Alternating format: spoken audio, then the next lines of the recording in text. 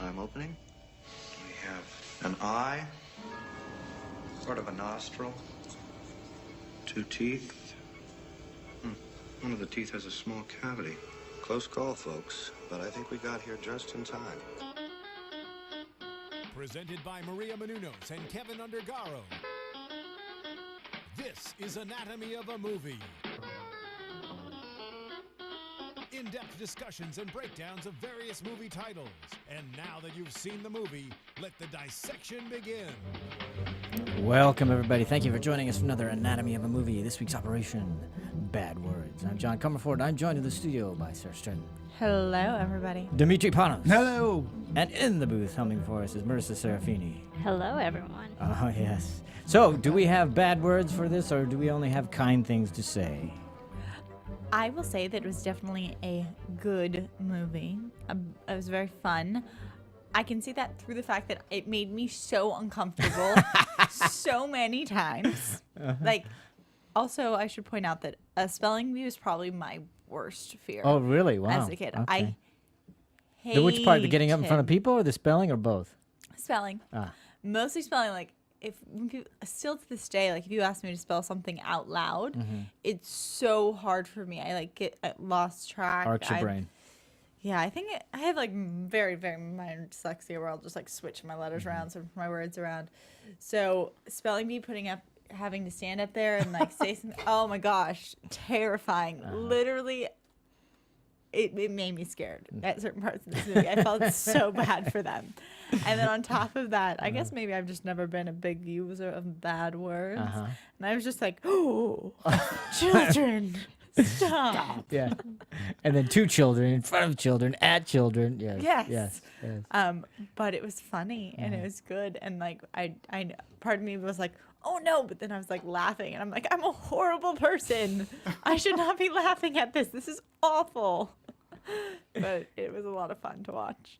Demetri. I really like this fucking movie. There you go. That's it. The gauntlet has been thrown. And you just made this podcast Nice. explicit. There you go. Wait till I read a quote from this movie. Wow. Big fan. I really like this movie a lot. I thought it was a very smart script. And I had a really good time. It had laughs. It went to places that I didn't think it could go, or I've never seen go before. I didn't feel uncomfortable. I was just laughing at the brazen. I love this kind of humor. I love angry humor. And when you can make it so that the most important thing about it is that the movie had a heart. And the movie, right from the get-go, from Jason Bateman's overvoice, Guy Trilby, he says he was coming from a point of anger and pain, and he even admits, I'm not sure that this isn't the right way to go, but this is what he had. And so right there off the bat, you understand where this is coming. Like, it's coming from a place, our main character knows this isn't Not necessarily exactly rational or reasonable. right, but honest, because he was honest, and this movie made me laugh. It had and it had heart. Like, his character walks that very thin line where he could have gone to like straight, I can't follow this guy because I don't like him, but you did like him. And that was very important in this movie. And then when he couples up with that kid, and it works. And, a spelling bee movie, this was no Aquila and the Bee, folks. Yeah. Definitely not Aquila and the Bee. But I love sarcasm. I love that kind of humor. Jason Bateman is great at delivering those lines. And the take no prisoners attitude of no, I'm going to do this, and this is a loophole, and I don't really give a shit because I'm going to win. That was the interesting part to me, though, is that I think that honestly what saved this movie for me was Bateman. Because, as you said, there was a very fine line there.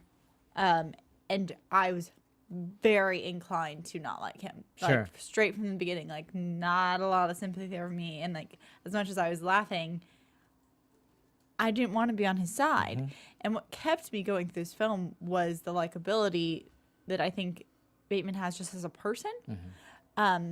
but I think I was also probably influenced because I've always seen him play such nice guys.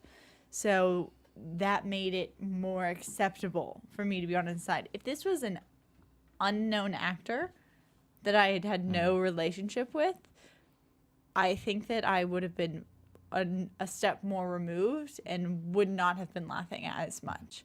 I think that's a good choice because Bateman directed it, so he like had to be like, okay, I can do this. Obviously. Yeah, but he didn't want to act in it. No. He didn't. He didn't want to take that job. But everybody either was busy or just flat out turned him down. Exactly. Because it's not easy. Let's get in, Marisa, here. What was your thoughts? Overall, and I admit I didn't want to go see this movie because I knew it was going to be that really rash humor, that the very very offensive kind of humor that I'm like, it's kind of a turnoff for me. But going into it, and the first 10 seconds with his voiceover, he says the word shit. And I'm like, okay, he's setting the tone for how the movie's going to be. There's going to be a lot of cuss words. I mean, the movie's called Bad Words. But I thought his personality was really consistent throughout. And even though his character, the physicality of him doesn't change, like he's not doing any extreme fighting or anything, I thought the dialogue was really strong throughout the whole movie that kept the story going. Well, I would agree, absolutely. I also want to echo a few things that you've already said. I thought, I did cringe. There were times I said, oh my God, I can't believe you're saying that to a kid, because it did. I don't have kids, so it's not like I have that thing going on. It's just like, I just can't imagine. But I also think it was a brilliant choice to choose Jason Bateman because even if it was he's extremely likable. And except for the change-up, because in the change-up with Ryan Reynolds, he does say some horrible, mean things because he's, quote, somebody else in that particular movie. So, but that was the only taste of it. But anyway, I gave him so much leeway because it's Jason Bateman. And I also love this humor. Having done the stand-up circuit and stuff like that, I like it when you said, this is what we're doing today. We're going this far and maybe a little bit farther, and we're not going to back off at all. Yeah. And they did. It's bad words for a reason, and then when they go there, and just when it gets uncomfortable, and you go, please, stop, and they go a little bit more, and then they go, stop, okay, thank you. And then you can breathe again. But I'm laughing the whole time. And I'll say again, I just point back to the script, and I think, yes, I mean, Jason Bateman took the role out of necessity, and yes, he's fantastic. To your point, I think the script was so strong that if you had a talented actor who could do that he could come across with that likability because that overvoice sets the character is he knows what he's doing is not appropriate, but he's coming from a place of such pain and hurt. And I think that was brilliant about that. Yes. Is the way they withheld that. You knew something was underneath, and you knew he had a reason. You didn't know what it was, but they were really stingy about giving that. Gave it to you way late in the script. Yep. And for me, I kept thinking, why Same is here. he doing this? And I thought that was very clever because, a lot of times they'll give you too much up front, and this time they held it, which is very smart. Yeah, and if the other thing, too, I'm going to add to this, for me, one of my favorite sports movie, if not favorite sports movie, is 1974 is The Bad News Bears. Sure. Okay, when that movie came out, it was PG rated. Oh my God, the controversy because it had kids smoking, swearing, and doing whatever. But what was brilliant about The Bad News Bears is the fact that it was a satire in which the kids acted more like adults and the adults in that movie were acting like kids. This movie had a very tiny hint of that because you had the adults who were like, what about my kid? And you had that one woman who stands up. It had that hint of that satire, which I really love, where the kids were actually more adultish, especially the little boy. Hey, even Jason Bateman is basically throwing a tantrum. It's just lasting a long time. And he admits that he's throwing. He admits that I'm being childish and I'm throwing a tantrum. This is not the right way to do this, but this is where I am. And to me, that made me empathize with him. I will say there was only one time where I was like going, oh my God, I can't believe it was the ketchup packet on the girl's chair. Yeah. I was like, I knew exactly where that was going. And I'm like going, oh my God, I can't believe that that's where he's going to go with that. And it just kept on going. I'm like, oh, this movie's great. I was like, He's like, that's great. I'm like, those were the instances where I was like, so over the edge with when he messed with the contestants. Yeah, that was cringeworthy. That to me was just like, so overline. I understood him fighting against the parents, and I understood even the sabotage of or wanting to sabotage the spelling bee. All that felt like a fight because he was playing. He had to be strong and and be aggressive at counterattacks. But the kids, I never felt were attacking him. Well, there was that one kid. No, that one kid that he sits down to and he goes, "What are you doing here, weirdo?" And he goes, "Oh, your chair." Yeah, but what did the girl do? The girl did nothing. She did nothing. She was just in his way. Eliminating some competition. I know. The boy he originally sits next to, who gets the underwear too. All of that was very uncalled for and unprovoked. And I think it was because honestly, simultaneously, we're getting his friendship growing with one of the kids. So I'm like, they all could be so nice. Yeah. So why are you destroying their hopes and dreams? You're right. It's totally uncalled for, but the movie is bad words. It is what it is. But what I liked about it is, again, this is the game we're playing. We're gonna go this far, and it's we've seen it a lot lately. And let's face it, Breaking Bad, it was a character, the main character. Do you like him? Do you not like him? Do you root for him? Do you not root for him? This is the same kind of character in a much different way, but. Do you root for this guy? He's the lead. Do you want him to find some sort of resolution at the end with his father? Do you want that? Or do you just go, no, because he's just such a bad guy? And look what he did to those poor kids. They did nothing to him. Yeah, I think... it's challenging. And Jason Bateman himself, I saw him in an interview, and it was a very interesting comparison. He brought up Archie Bunker from All in the Family. He's like, look at that character. He goes, this is a character... who in the time for All in the Family was always saying un-PC things, and but yet at the same time, Carol O'Connor was able to bring a humanity to Archie Bunker that you didn't hate him. You would look back and laugh at his buffoonishness because you knew that he's being a buffoon, but in the end. You would sympathize with him, or when Sammy Davis plants a kiss on him, his reaction. So, and Jason Bateman was sort of kind of likening his character in a sense. He goes, very un-PC. He goes, but you had to find like a humanity about the guy, or else you can't.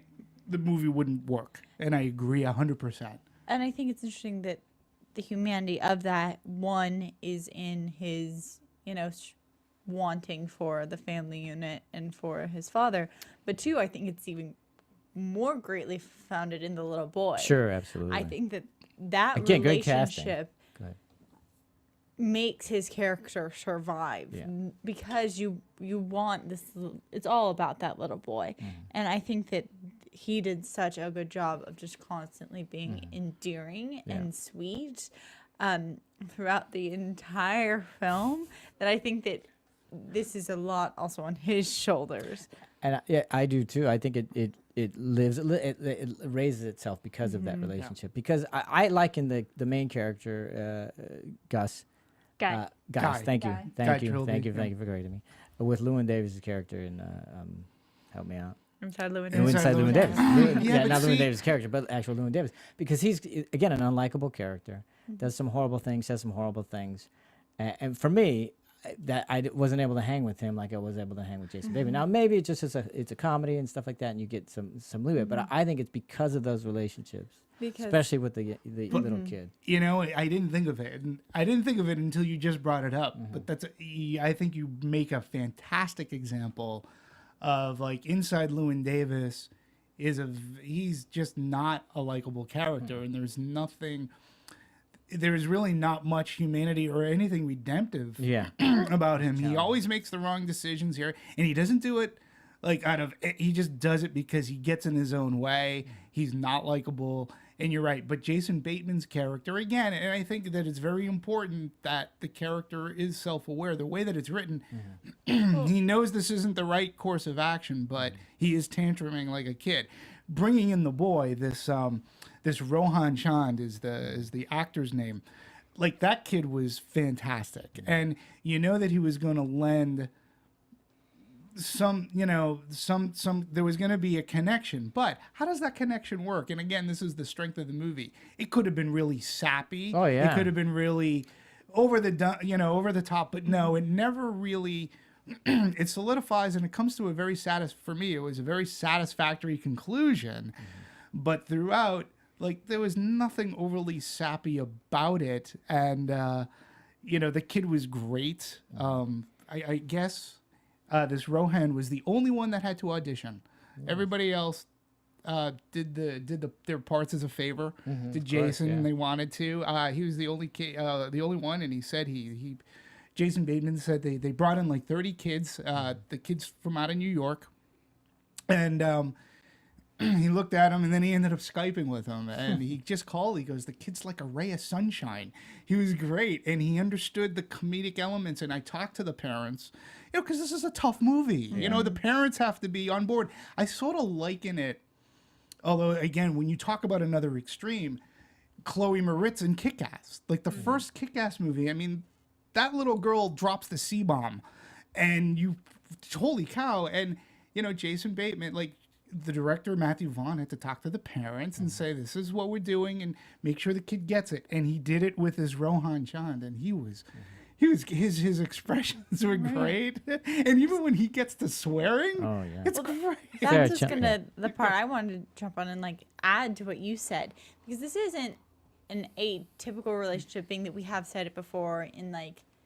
And it's even mentioned in the film, in The Grinch and the Cindy Lou Who, in your classics of like Scrooge and Tiny Tim. Like that's where this relationship is like derives from. But what they changed in Bad Words is that they have the innocent be slightly corrupted, or at least get to the point where they're ready to like play this ping pong battle, and he doesn't become a bad person or evil or any type of that, but he does get that kind of grown-up flair where he can at least rise to that. Right. He can challenge him. And even that is very interesting, because he doesn't do it to win.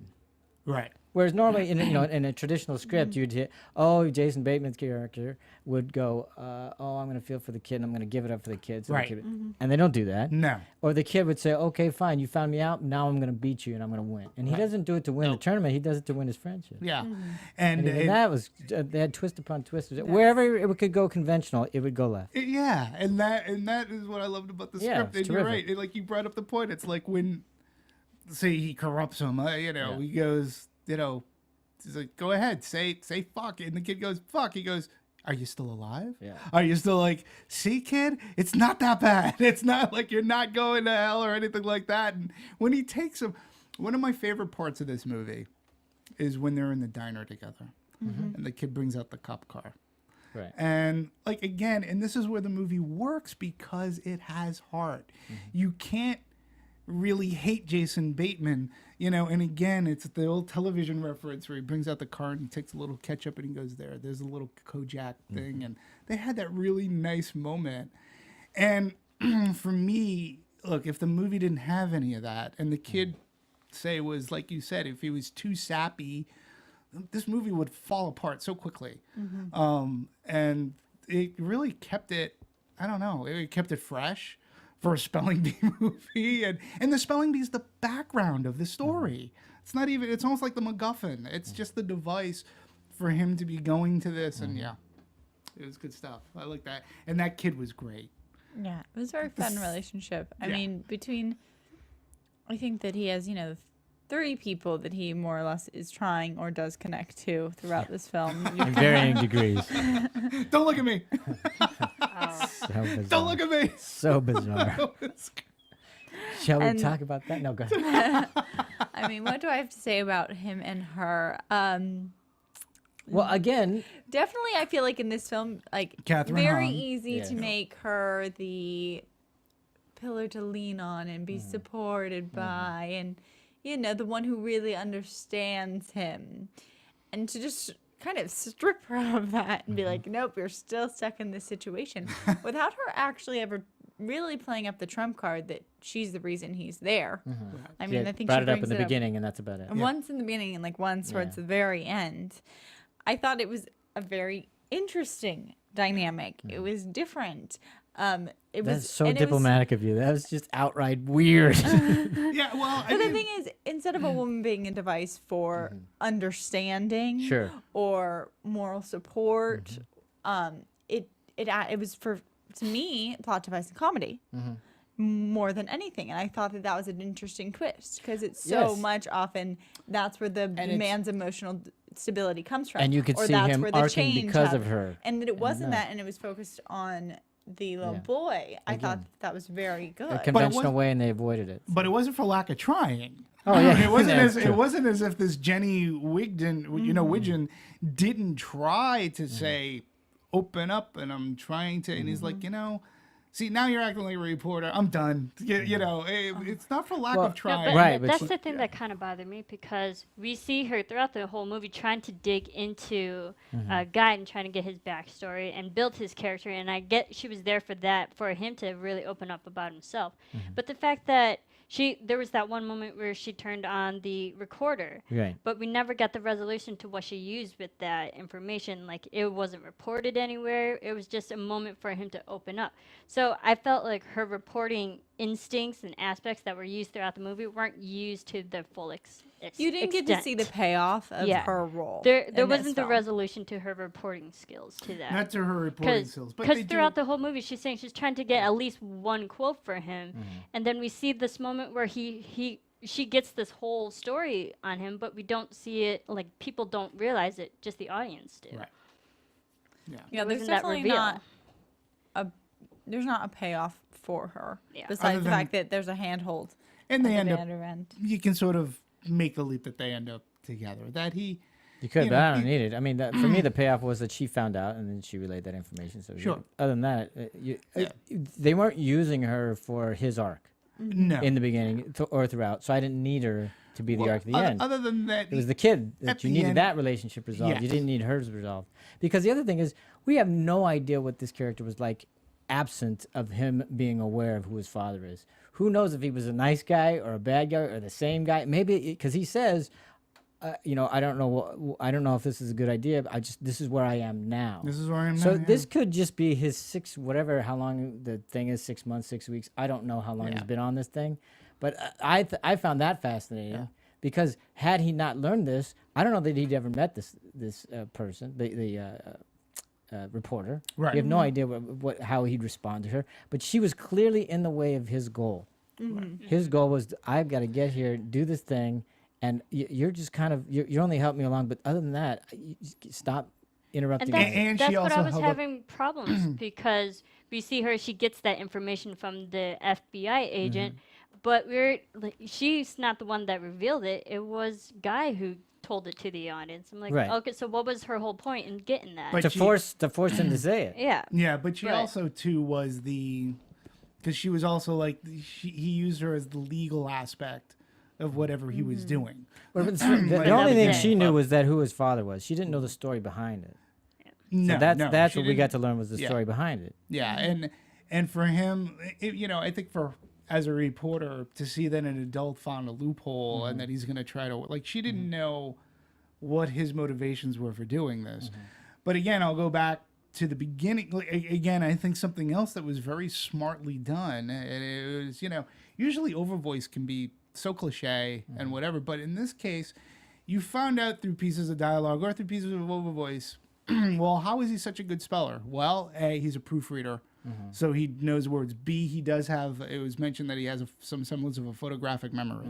So And he has a genius IQ. yeah, and so that makes sense why he's such an amazing speller and how he can do this. So then you come up with the loophole, and at the beginning she's like, yeah, and now she's on the phone with my lawyer, and he's gonna come down here and you're calling me a terrorist. Oh, well, defamation, throwing that stuff on there too. Defamation of character. Yeah, and so he knew how to work the system, and she was helping him work the system. But from her perspective, it was probably, wow, this adult found this loophole, and he's gonna show all these people off. But she didn't know.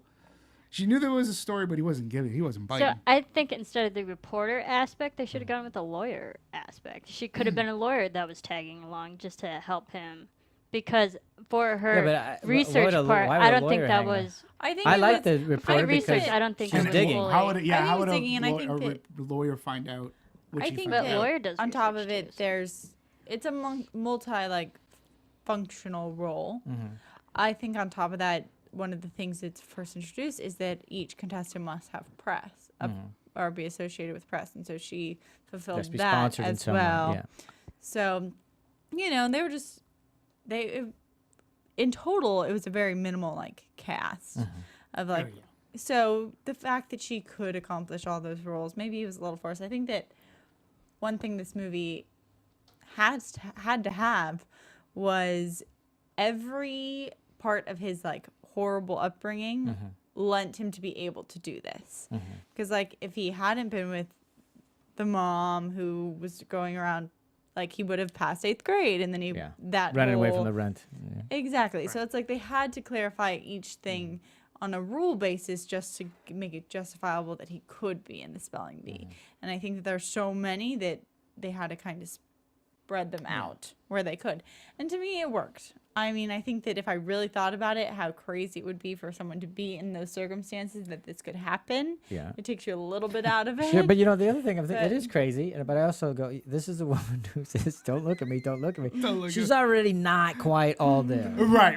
Okay, Yeah, so but she sees she's a a little story. damaged, right. She gets hint of a story. However, that some 40-year-old is breaking into or wants to break into spelling bees, and she thinks I've got a hot story on my hand. And we have to face it That's too. how nuts she is. Yeah, but there is some semblance of an attraction there as well. Oh, yeah. Because there's that other guy whom she gets the the information FBI guy. from, the FBI guy that lays the hit out on her, and she's just like, no, see ya, I'm going to my room.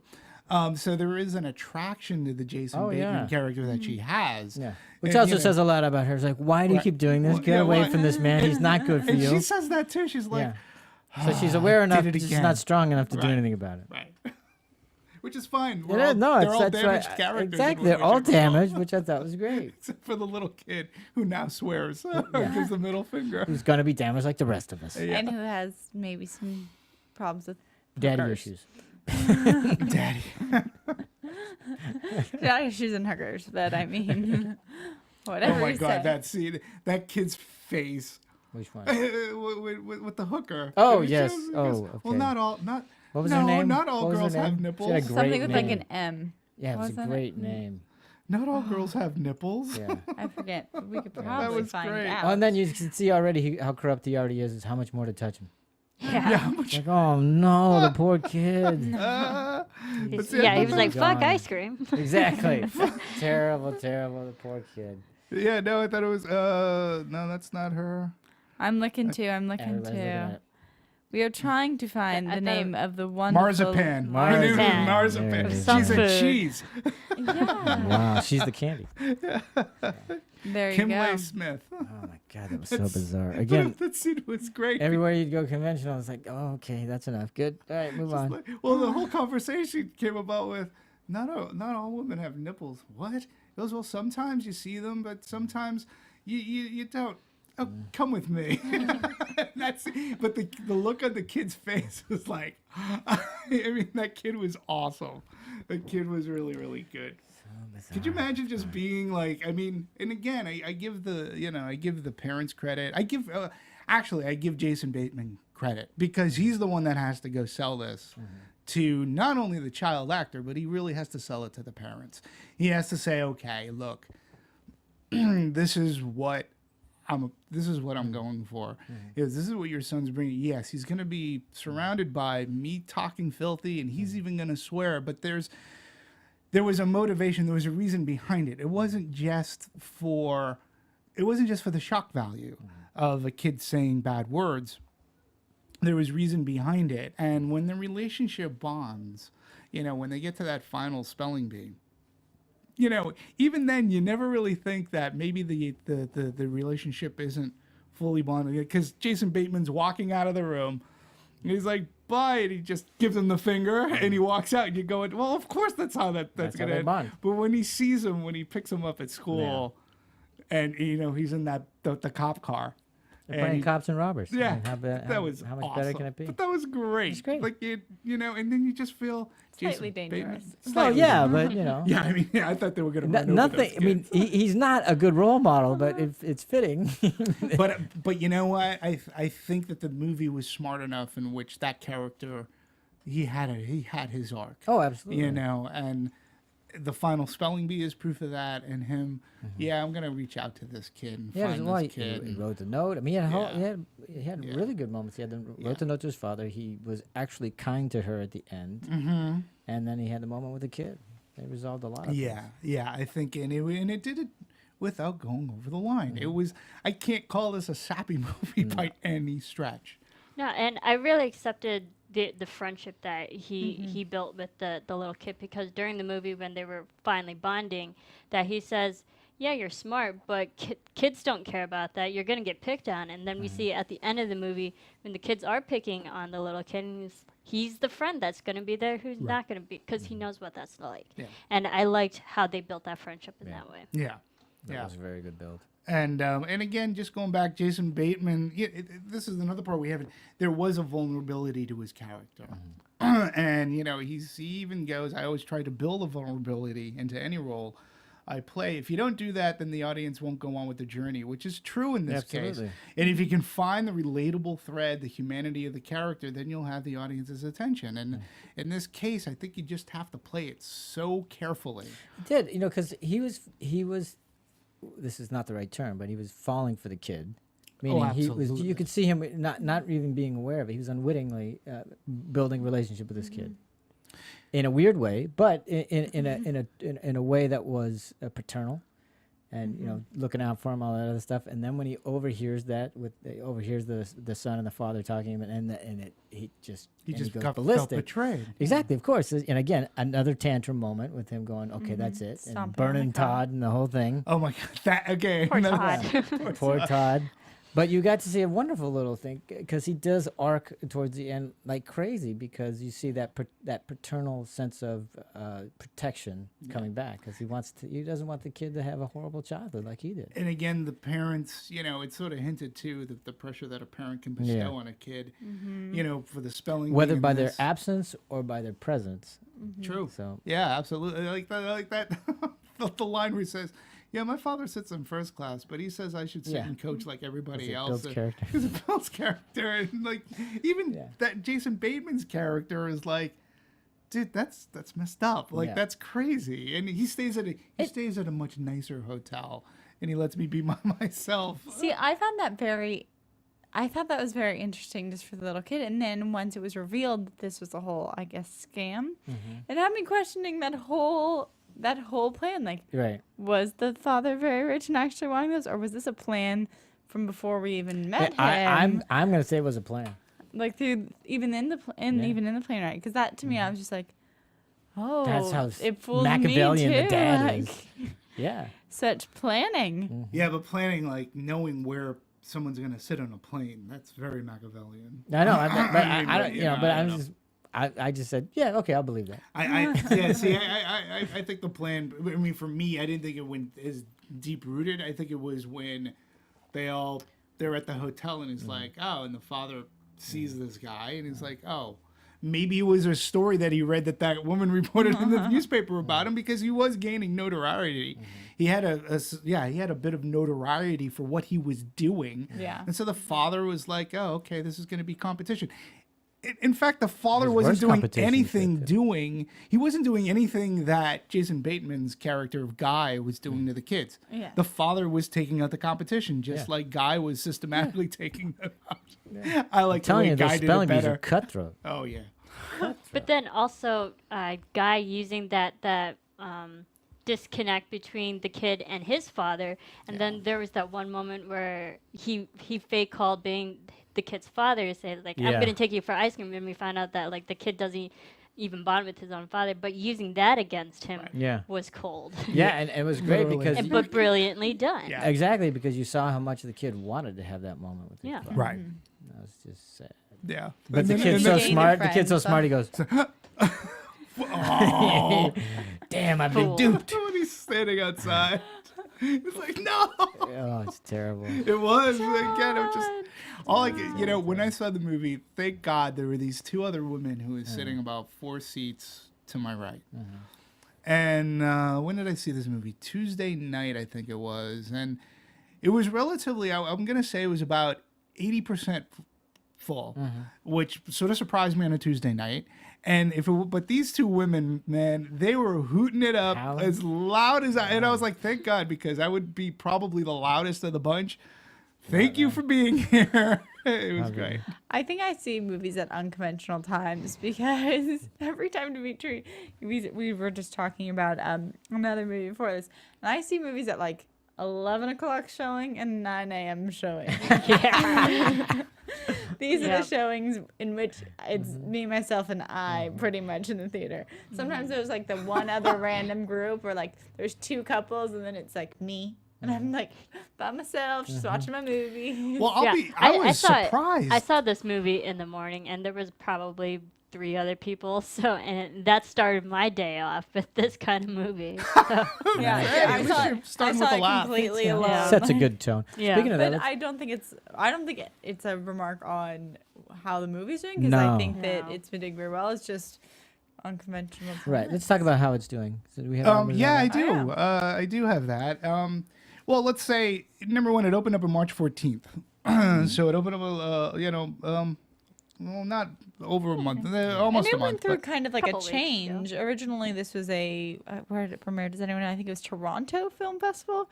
And then the rights were bought over and then it went. Well, it had a big premiere at South by September Southwest 6th Yeah, at the it- Toronto, at TIFF. at TIFF, and it had a big premiere. It had its like major premiere at South by Southwest, and it opened up at 6 locations, and it did 114,000. With a location average of 18,000 per screen. Not too bad. Not great, but not too bad.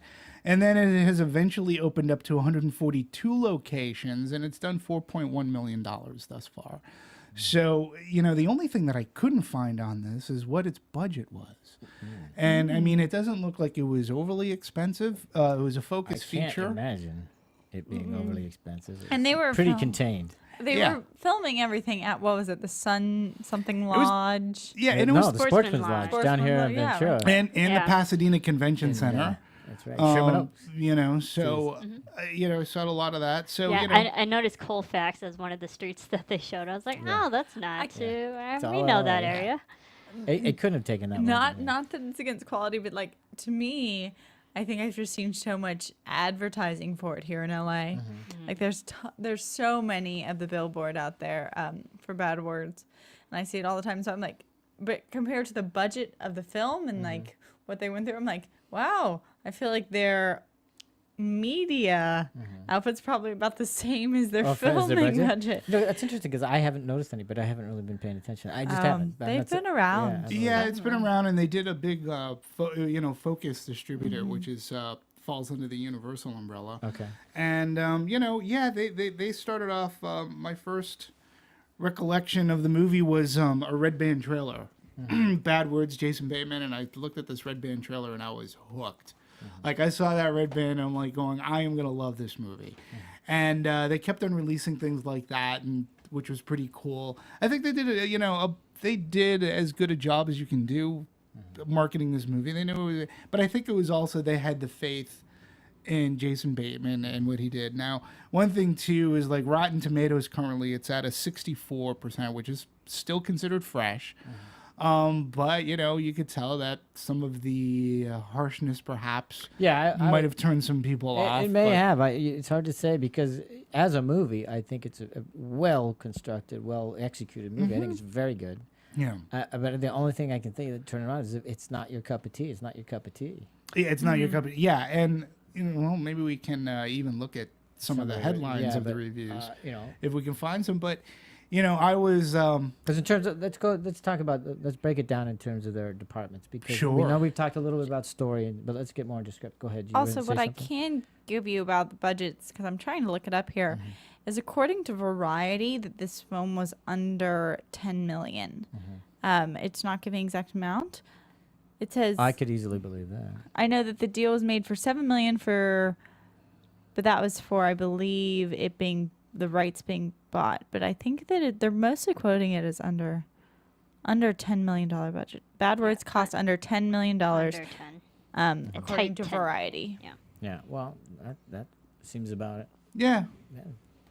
Would you There agree? you go. Yeah, I Especially mean, because- it definitely, you know, And what how did it much take is them it- a because it month? How felt- much does a billboard cost in LA? Anybody yeah, I know? don't know. That's it. Well, I mean, Well, I Dallas don't- Buyers Club is what, 5 million? 5 to 7 million. I can't remember what it was, but it kind of had that same feel in terms of its look and stuff like that.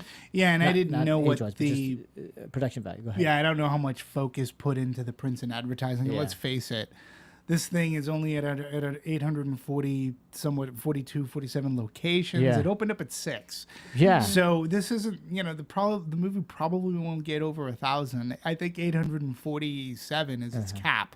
You know, I mean, there are other movies that are coming out, Right. and you Which know, is with kind of a this- shame if you ask me, because there are other movies that are getting much better release, which aren't anywhere near as good. yeah, I agree. It happened. I know, happens all the time, but No, I mean, and so it's, I don't know. I mean, Focus had enough faith in Jason Bateman, and obviously he's already directing another movie with Nicole Kidman that he starts filming in May.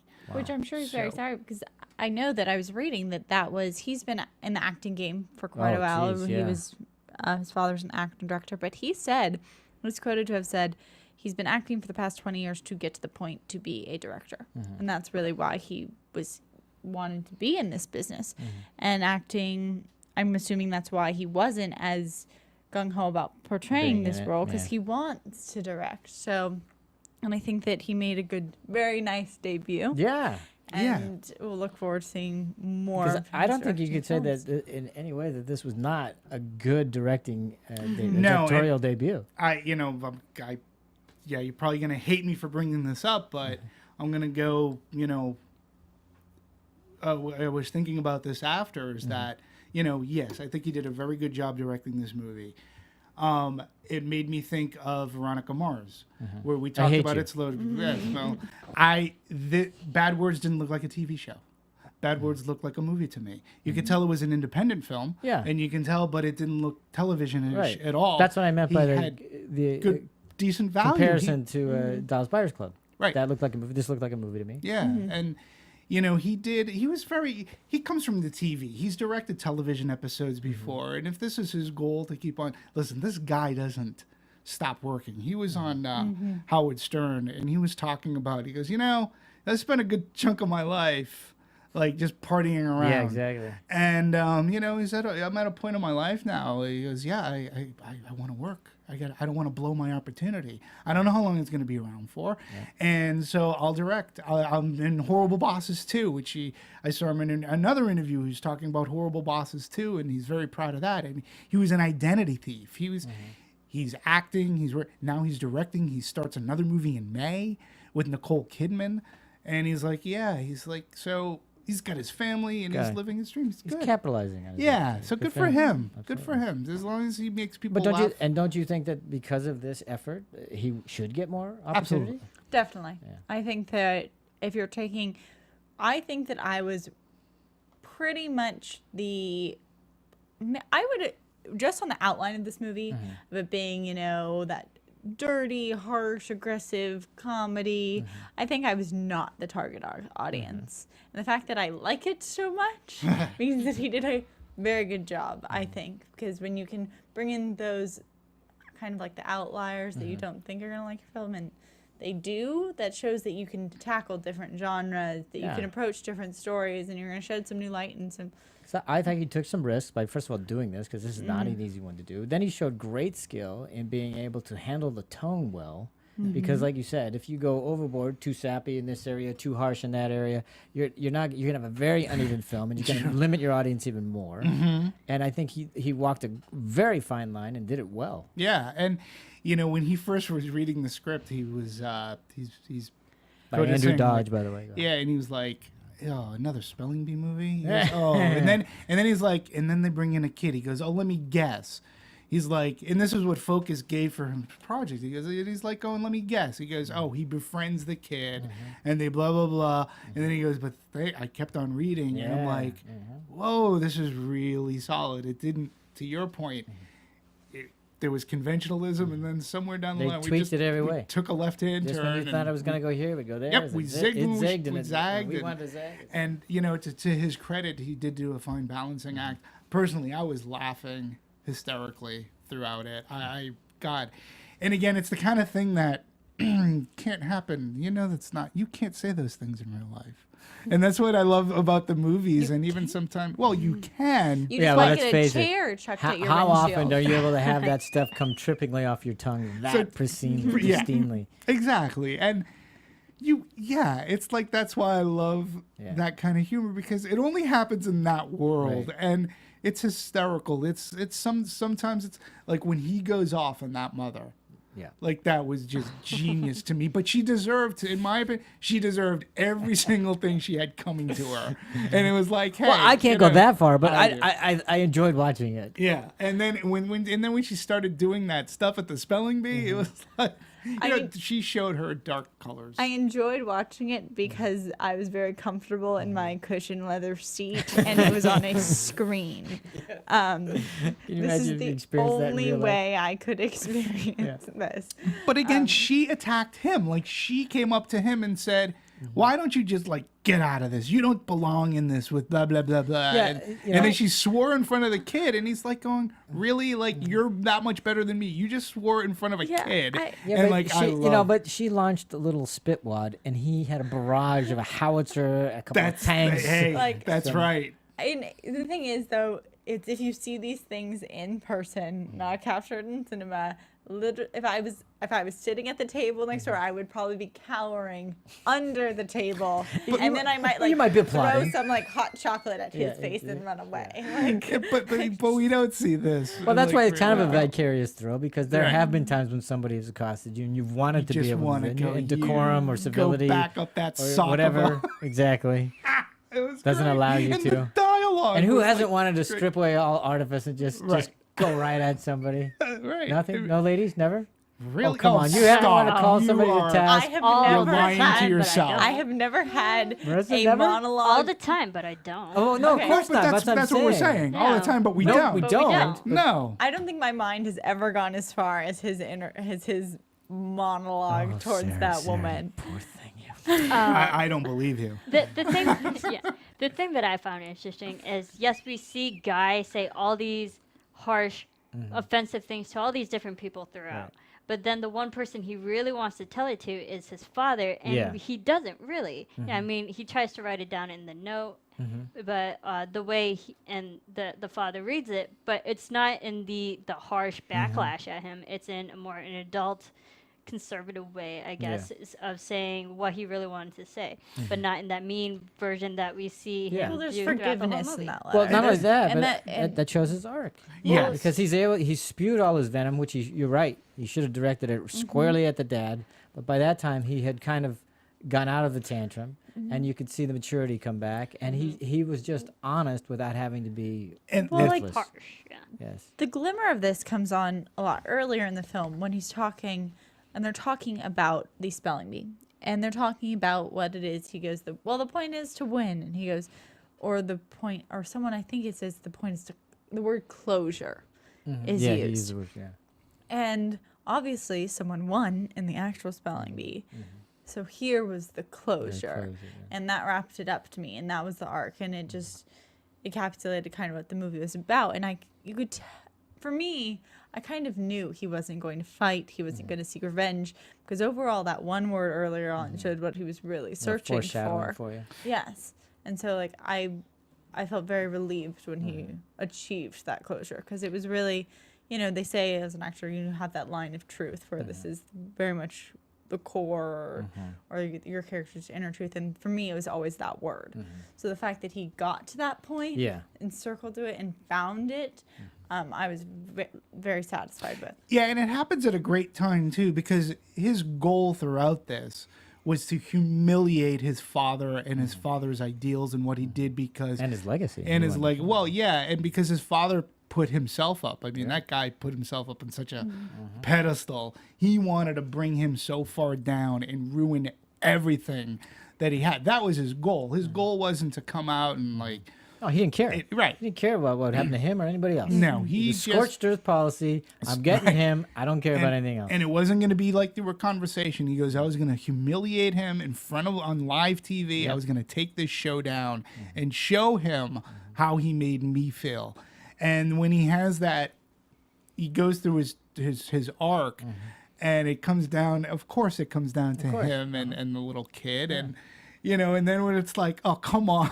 Yeah, even that again, totally unconventional. You expect, okay, the kid will win, and the kid spins it around on him. I mean, again, it's every way you could spin it differently, they did. Yeah. So, and let's give our kudos to our writer.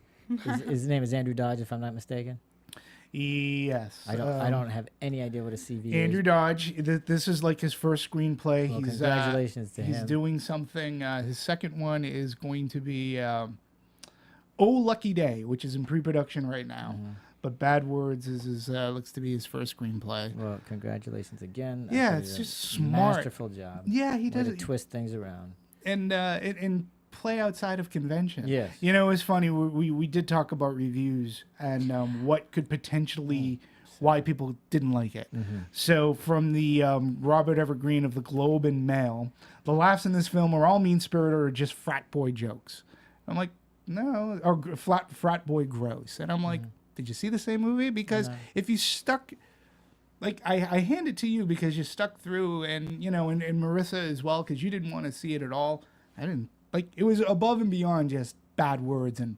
Well, yeah, I think boy that's too simplistic, and I think they just missed it. Yeah. I think to say it was all frat boy humor, I think you totally missed it. Hangover 3 is frat boy humor that doesn't the go upcoming anywhere. Neighbors exactly is frat boy humor. I saw the movie and I'll reserve. Yeah. We'll talk. Well, if we dissect it, I'll talk then. But I saw the movie last week and it is frat boy humor.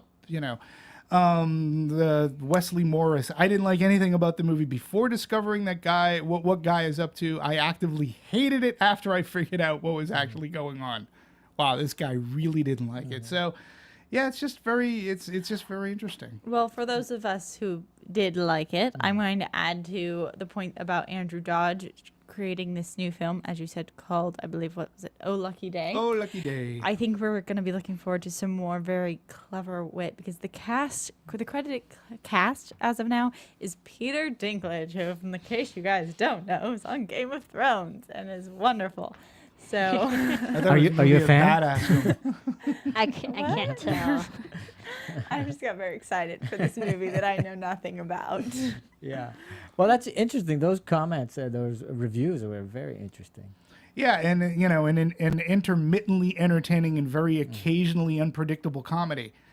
What's wrong with an unpredictable comedy? I mean, It's not as cliche as they want it I to know. be. Yeah, We keep talking about how we want something different, and why all these sequels. Why, here a movie is it turns convention on its head, and does something out of the box, and doesn't get rewarded for it.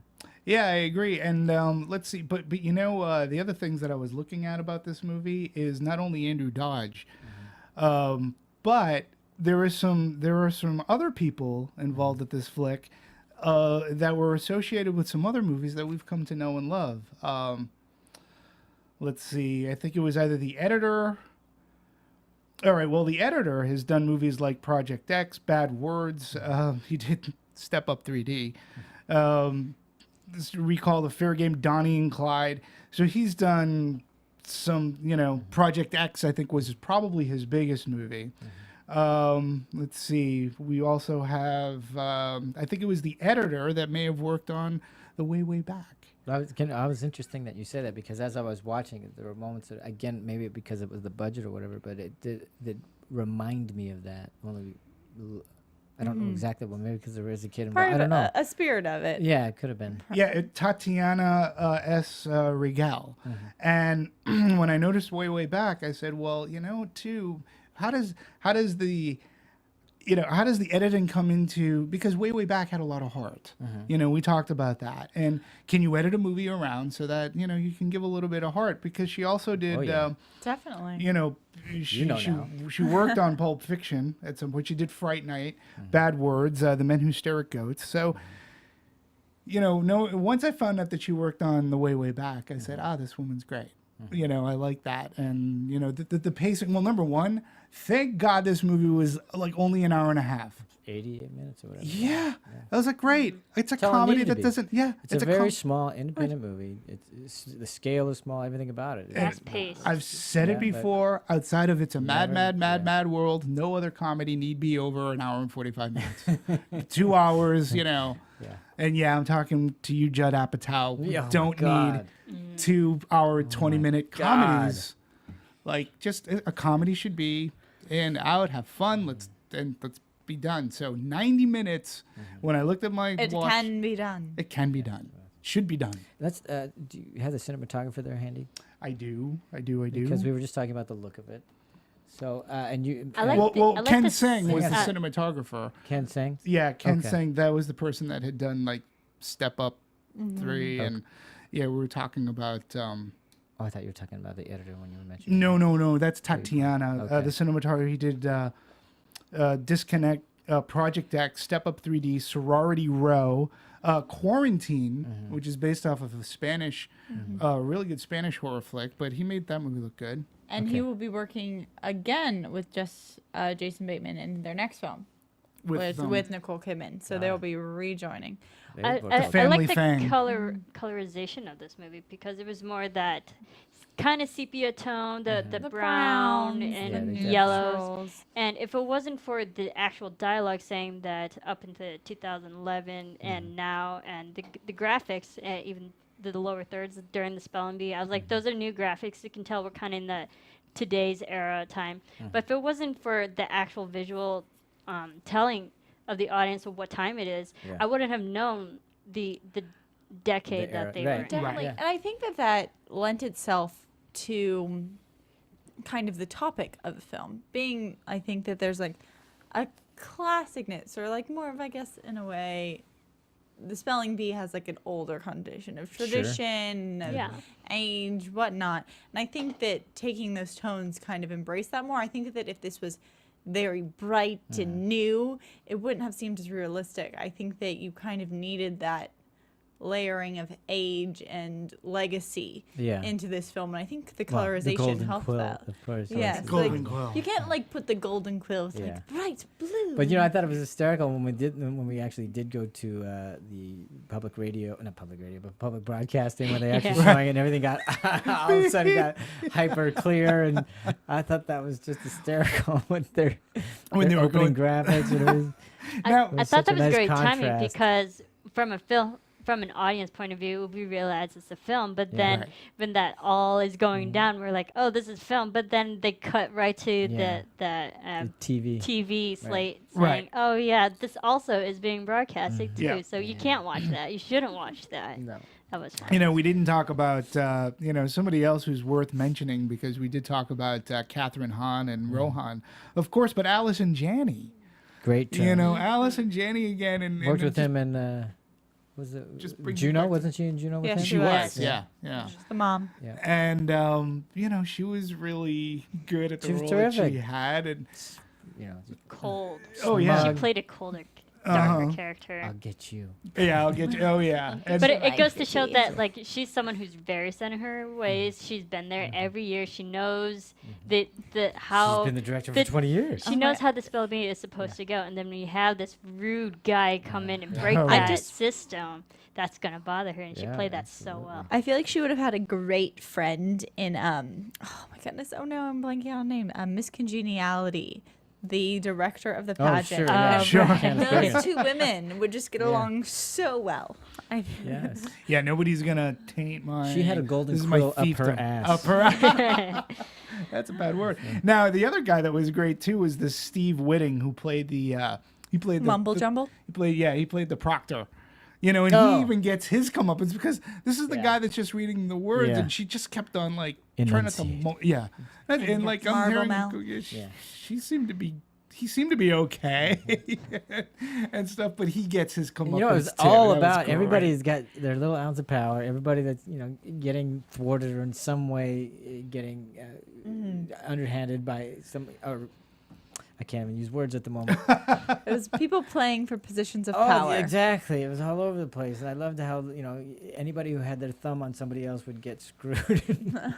Yeah, and the proctor at the spelling bee, all he's trying to do is he's just saying the Yeah. words, and but it was nice to actually see that character get his comeuppance. Yeah. Because you talk about being hit Everybody- by shrapnel. Everybody got their come up. Even the hotel desk clerk, she says, "Okay, here's your room." Oh yeah. She got a nice little present out of it. That- Lovely. again, it was a great payoff. Yeah. Here you go. And again, you just sit Basket of there. roses. Yeah, I was laughing very And much. you know, Philip Baker Hall does a nice turn there as Yep. well. Yep. Because at the end there, when he's actually reading the letter, and you know, Doesn't and leave he it shoots- scattered on the ground. and then it's taped up and everything, and it's obviously had an effect on him. He looked gutted there when he heard that. You know, And he puts it next to his heart. he does. Yeah. Yeah, I mean, the symbolism was great. I have a hard time. I always see him as the librarian police from Seinfeld. Yeah, you know, he's All just- the movies he's done, and that's the thing. I you know. remember? Oh my He god! was just so good at it. It was Yeah, such a okay. funny episode. All But you know, and then But nobody misses even the announcer of the whole thing. Which, What's his name? what are you talking The about? announcer of the tournament.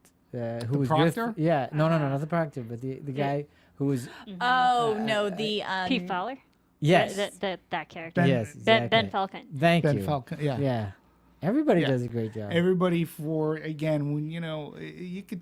This is what happens when I don't have my notes in front of me. I can't remember everybody's name. But when you put everybody together, you know, obviously he's no qualms about he had to reach out to his friends to help him out, and you know they Or all should came you have on any board. qualms, man? You're gonna be in Yeah, a movie. and- You're gonna have a good role, and it's and- gonna take you 3 days to shoot it. Of Yeah, course, you better get and- it. You show up. But there was a like for the camaraderie. Muppet movie. Show Yeah. up. And there was a camaraderie, and like you could tell that he's put together a good crew. Yeah. And you know, making that leap from the small screen to do a movie, and you know, he had smart people around him, and he had good talented actors around him, whether you know they're good character actors, and they looked like they had a good time, and they looked like as if they were as supportive of Jason Bateman as he was of his cast and crew. And I think that, again, we always talk about movie magic and how that collaborative process works. And I think it helps here. When you're working on a small budgeted movie like this, Yep. you need that Oh my to get through it. So, yeah, What it else was have good we stuff. talked about? We talked editing. We just finished our acting. What music I mean, bring? I remember like the music kind of like in the beginning. I've noticed it in like the first two scenes. After that, I think I was just so overpowered by the language. And like this was, you know, it was a very auditory movie, but not for me for the music sense, but for the language sense. And I think my ears were so concentrated on the bad words that a lot of the music was going right over my head. Yeah. I said it every time we do these. I don't really remember the music, and what I do remember was the absence of it. I didn't really,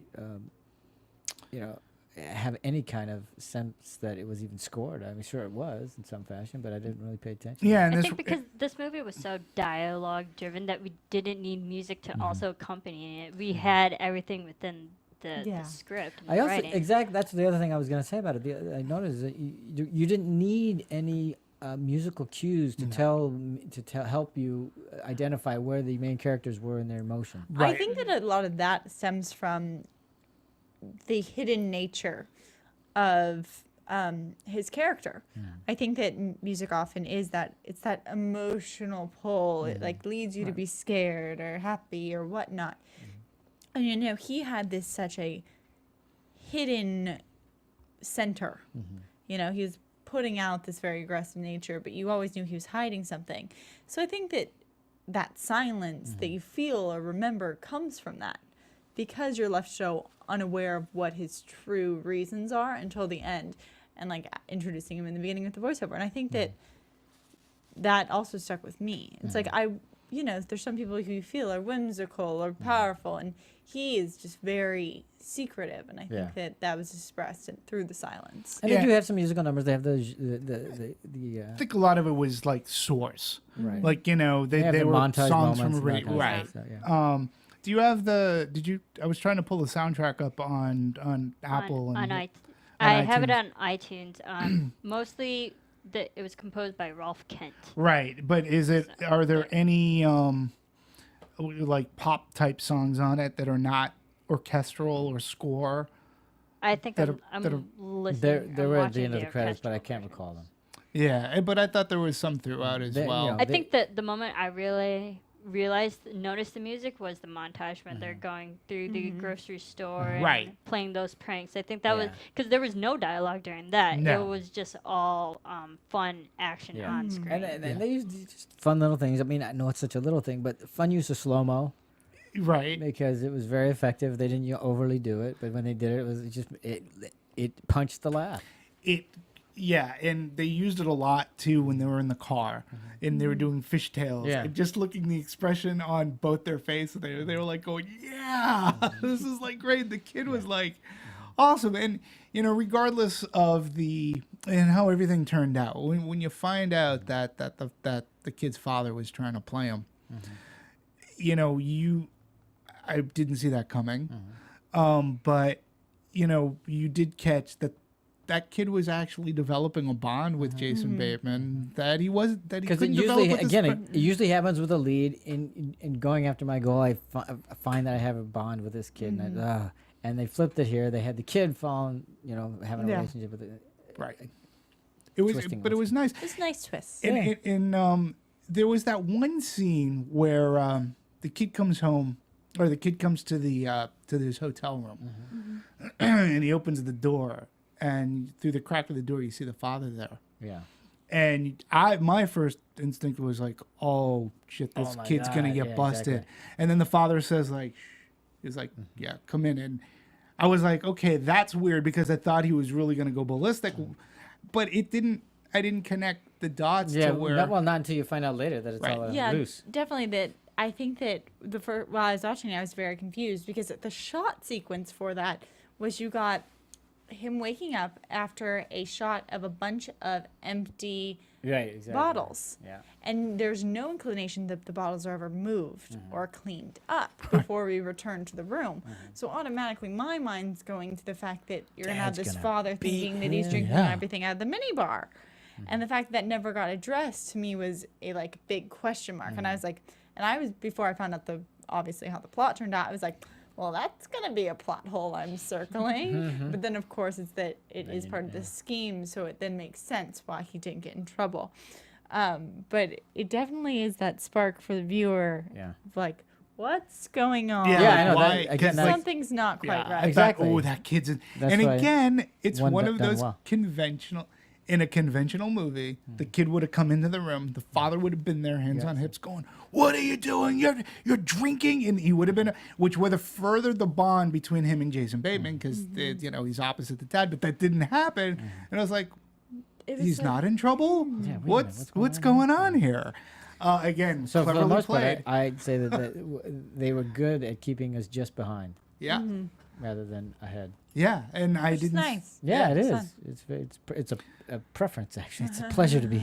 Right, and Usually again, it's like, oh, regardless of the bad here it words, comes. I didn't, I wasn't as offended. Like I said, there was that one scene where I was like, "Oh my god, I can't believe they're going there with the girl in the ketchup packet." And it's just the way he's like, and he was like, "Well, congratulations." He goes, "You've just made it into womanhood." Womanhood. He was like, "Oh, this is fantastic. You should be celebrating this right now." I just think it's hilarious that Demetri is, with all the bad words, and you focus on the one event that doesn't have any bad words. No. Right. But That's such an ironic thing. It's wonderful. I like the way he plays with people's minds too, Oh, yeah. especially during Great. that scene, because those are all the thoughts that go through a woman's head Right. when that Yeah. happens. And I'm like, oh, it's new woman so it's so realistic. It's sad that we shouldn't be laughing at No, this. no, not at all. It's just like, but don't worry, you can scoot up and I'm sure. We're not in front of nationally Use a chair. televised. Right, it was, and then seeing the parents are like, what is going on? Like what? It's such a long walk up to the mic. Yeah. I was waiting for that shot where it's in photo, and then it's like, Yeah, and I was just wondering, are we actually going to see a ketchup? Are they? They didn't go that far, need to. I'm and glad they they didn't didn't. need to. And I was like, but it was just, and again, the other kid was, the Asian kid that he rattles. He goes, Oh, yeah. give these back to your mom. She's, She was very kind. she's very kind. she held me up. She's Wonderful. Okay. And the way he says it was just like, it was Gotta just get into their mind, great. man. Yeah. He was Jerk 'em around. and he was great at it. Your chair's crying out for help. Help! Don't look at me. Don't look at me. Don't look at me. So yeah, It's a very quotable movie. I will give it that. Like, definitely, there's some things. Oh, it's I- all dialogue. So yeah. I'm gonna be saying, "Don't look at me" for a long. Don't look at me. It's People just don't so look at me bizarre. already. Okay, we're walking. All right. Oh, now we're running. What? Don't look- Okay, alrighty. Well, there you go. That was a wonderful movie. It was. I mean, again, for a comedy. No, but I mean, even I'll take this when they're in the bath in the shower and he leans out the shower. Goes, is that easier? Yeah, That it's is. like, What is going on here? And the mere fact that you get him to do it, like he gets it. exactly. And, You're you just know, like, all right. it's just funny. I'm just now I'm curious as to whether or not he'll do like a commentary when when it comes time for, Oh God, for I hope so. Blu-ray. I hope so. Because it could be very I interesting. don't know why he wouldn't. It's his first directorial debut. Yeah. You gotta. Yeah. I think that there was, I mean, and I don't mean to sound nitpicky, but I've Here it been comes. no, I've been a part of spelling bees and stuff, but there are rules that you have to do when you're doing it, like when you're given a word to spell. You have to say the word out loud, then spell it, then repeat the word again to be considered correct. And then okay. the kids did it correctly, but when when Guy would go up, he would just say the word and it would still be correct. And He so meant to just not those spell it, little yeah. things, the inaccuracies of what a real spelling bee is like. I think that that's a very good point because that's something that we are very, I feel like is very familiar to people to hear. It's like that resonation of like, blah, blah, blah. It's that say the final. word. What I like that changed about that is that he was doing it just so quickly. And then I think that with deleting the repetition, it made the pacing work well. Sure. Yeah, it was different and obviously in a way inaccurate.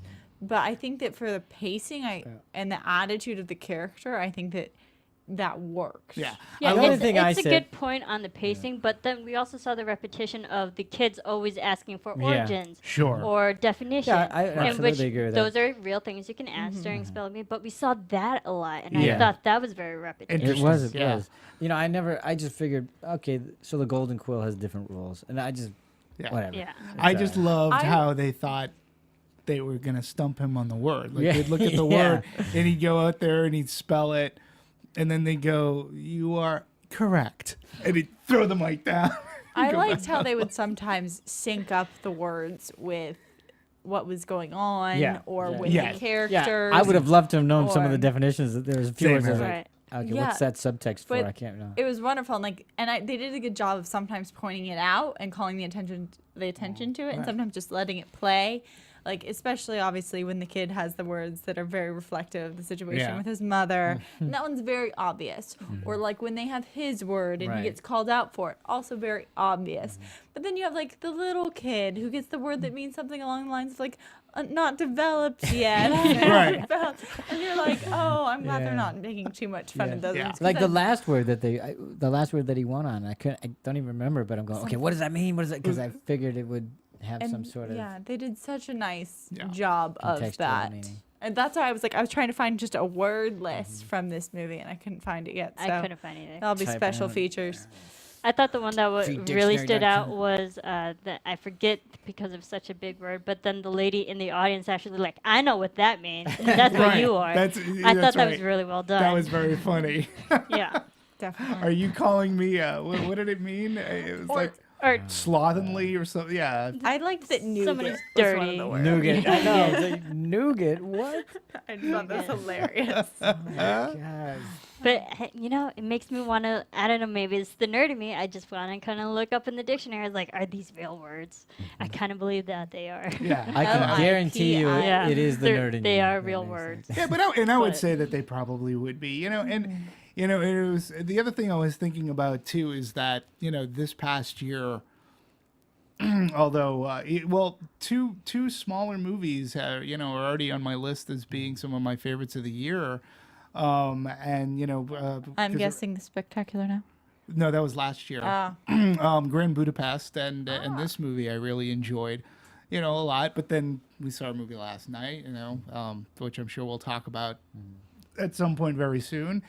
that I really loved, but that's a big movie. But it was just nice that this movie sort of kind of comes out of nowhere. It's a very small movie. It's not, like we said, it's not going to go over 1,000 screens, and I don't know how much longer it's going to last. And Grand Budapest has built its thing, but it's not going to go commercially I think wide. that I would argue though that Grand Budapest is definitely excelling to that point. I think that that's one of those indie movies that has somehow made it become mainstream or But- like trending or Yeah, whatnot. but also Grand Budapest, directed by Wes Wes, Anderson. right. He has a building. He already has Sure. that following over years. Jason Yeah. Bateman, as an actor, has probably a following Right. from fans in his acting, but as a directing, No, kind of yeah, thing, no, it's a new absolutely. thing. But one's like a Fox Searchlight or whoever.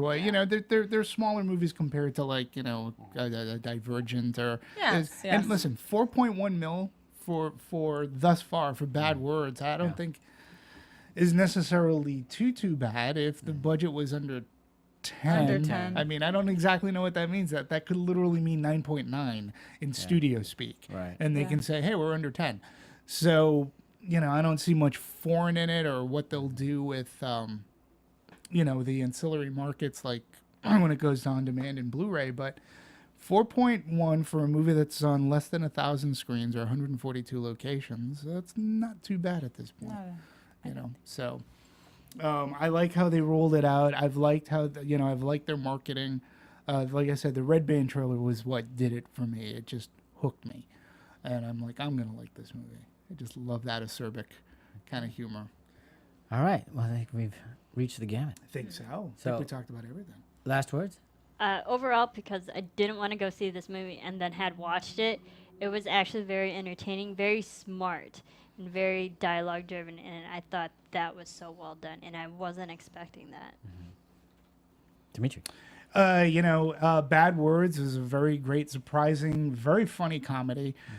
Perhaps not for the meek of heart, but, it takes a lot to offend me. And bad words don't offend me. In fact, I've said it before, bad words make me laugh, and this had a lot of bad words. So I was laughing a lot. I'm just going to go with... For those who are only listening, she's just flipped us off. I did what? What are you talking about? Well, I can't say anything better than that. Thank you very much, Sarah, for putting the exclamation point on it. I try. I'll do what I can. All right, very much. Where is it that people can write in for us? You can follow us on iTunes and website on anatomyofmovie.com. anatomyofmovie.com, Thank you. iTunes on iTunes, and then on Twitter at Movie Anatomy. All right, so Wonderful, there's your wonderful. anatomy And movie for bad words. Go and ahead. get people to, hey, you, as Phil said, What's you, the viewer, You're the viewer. comment. Comment. Watch us. Watch us. We will pay attention to what you say, and Some of us we'll will. write. No, we will. I will pay attention to what you say, and I'll write you. Sarah is not going to thank you. I don't have a Twitter. I don't have a Twitter Don't either. All right, before this devolves into something even worse, I want to say thank you very much for listening. On behalf of Marisa Serafin, Demetri Panos, Sara Stretton, Thanks, I'm all. John Comerford saying thanks for listening, and we'll talk to you next time. Bye.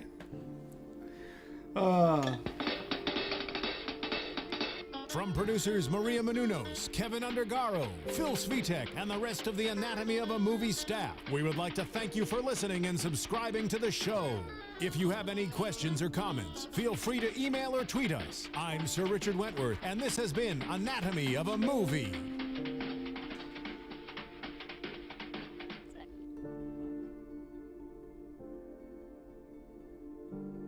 Thanks for watching Anatomy of a Movie on YouTube. For more on your favorite movies, subscribe to our channel here, and be sure to let us know what you think in our comment section below here. Bye.